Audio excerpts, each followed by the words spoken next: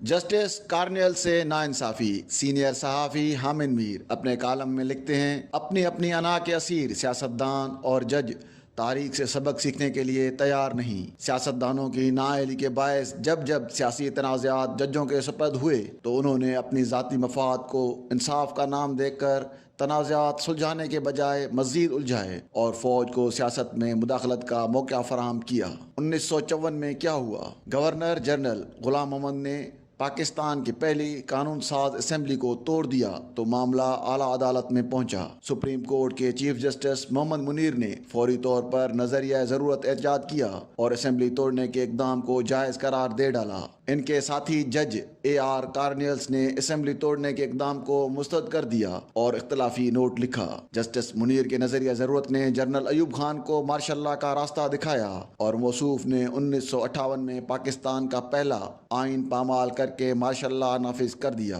اور 200 کیس میں جسٹس منیر نے ایک دفعہ پھر نظریہ ضرورت کو بنیاد بنا کر مارشل لا کو بھی جائز قرار دے دیا۔ جسٹس AR کارنیلس نے ایک اور اختلافی نوٹ لکھا اور کہا کہ مارشل لا بھی شہریوں کے بنیادی حقوق کو معطل نہیں کر سکتا۔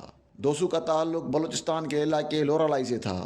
اسے ایک مقامی جرگے نے FCR کے تحت سزا دی تھی، لیکن 200 نے عدالت میں موقف اختیار کیا کہ اس پر FCR کے بجائے 1956 کے آئین کے تحت مقدمہ چلایا جائے، لیکن جسٹس منیر نے قرار دیا تھا کہ مارشل لا نافذ ہونے کے بعد آئین معطل ہو چکا ہے۔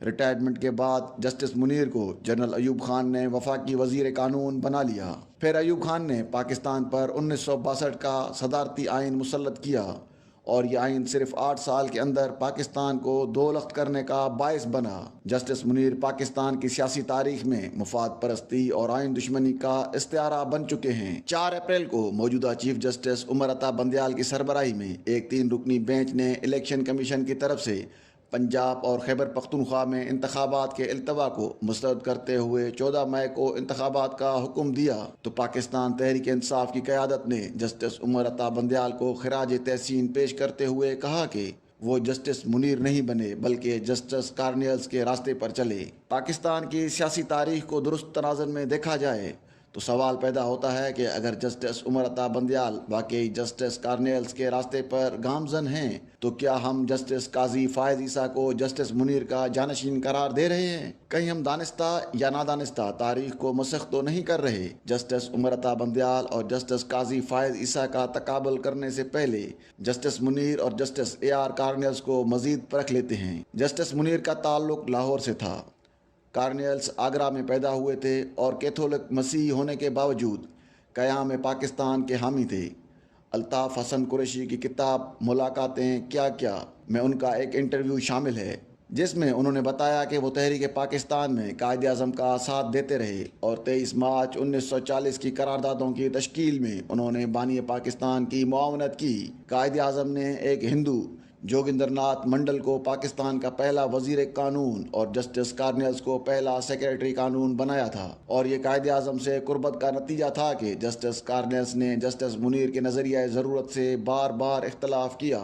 افسوس کہ جسٹس منیر کی طرح جسٹس کارنیلس بھی ایک فوجی ڈکٹیٹر جنرل یحییٰ خان کے وزیر قانون بن گئے تھے، لیکن آئین و قانون کے لیے ان کی خدمات کو دیکھیں تو جسٹس کارنیل کا مقام بہت بلند ہے۔ اب ذرا ایمانداری سے فیصلہ کریں کہ جسٹس کارنیلس کے راستے پر عمر عطا بندیال چل رہے ہیں یا قاضی فائز عیسیٰ۔ قاضی فائز عیسیٰ کے والد قاضی عیسیٰ بھی قائد اعظم کے قریبی ساتھی تھے۔ ماضی کی ہر حکومت قاضی فائز عیسیٰ سے ناراض رہی۔ میمو گیٹ کمیشن کی رپورٹ کے باعث پیپلز پارٹی کی حکومت ان سے ناراض رہی۔ کوئٹہ بم دھماکے کیس میں ان کی رپورٹ پر نواز شریف حکومت نے کھلے عام ان پر تنقید کی اور فیض آباد دھرنا کیس کے فیصلے میں جسٹس قاضی فائز عیسیٰ نے جنرل فیض امین کا نام لکھ کر سیاست میں ان کی مداخلت پر تنقید کی۔ فیض آباد دھرنا کیس میں ان کا فیصلہ جنرل قمر جاوید باجوہ اور جنرل فیض کے لیے قابل قبول نہیں تھا، اور عمران خان حکومت کے ذریعے ان پر ریفرنس دائر کروا کر حکومت نے ان کا میڈیا ٹرائل کیا۔ اس ریفرنس کے خلاف سپریم کورٹ میں سماعت ہوئی تو عمر عطا بندیال نے قاضی فائز عیسیٰ کا نہیں بلکہ حکومت وقت کے موقف کا ساتھ دیا۔ گزشتہ سال اپریل میں عمران خان نے قومی اسمبلی تحلیل کی تو عمر عطا بندیال کی سربراہی میں 5 رکنی بینچ نے اسمبلی کے تحلیل کا فیصلہ مسترد کر دیا۔